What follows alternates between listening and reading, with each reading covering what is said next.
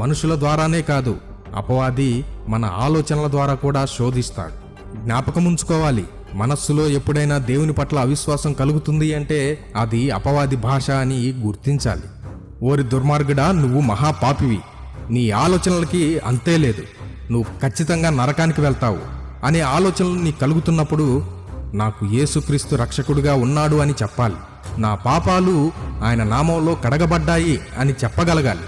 నీ జీవితాంతం కష్టాలే, నీ వల్ల కాదు అని అనుకుంటున్నప్పుడు నన్ను విడిపించగల దేవుడున్నాడు అని చెప్పగలగాలి.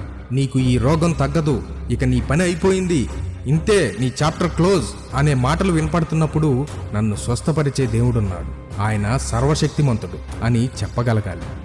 ఏ దేవుడు లేడు అని నీకు అనిపించినప్పుడు జీవము కలిగిన దేవుడున్నాడు, ఆయన సర్వశక్తిమంతుడు, ఆయనే ప్రభు అయిన యేసుక్రీస్తు అని నీకు నువ్వు చెప్పుకోగలగాలి. అంతా అయిపోయింది, నీ చాప్టర్ క్లోజ్, ఇంక నువ్వు నమ్మిన దేవుడు కూడా నీకేం చేయలేడు అని అనిపించినప్పుడు నా విమోచకుడు సజీవుడు అని చెప్పగలగాలి.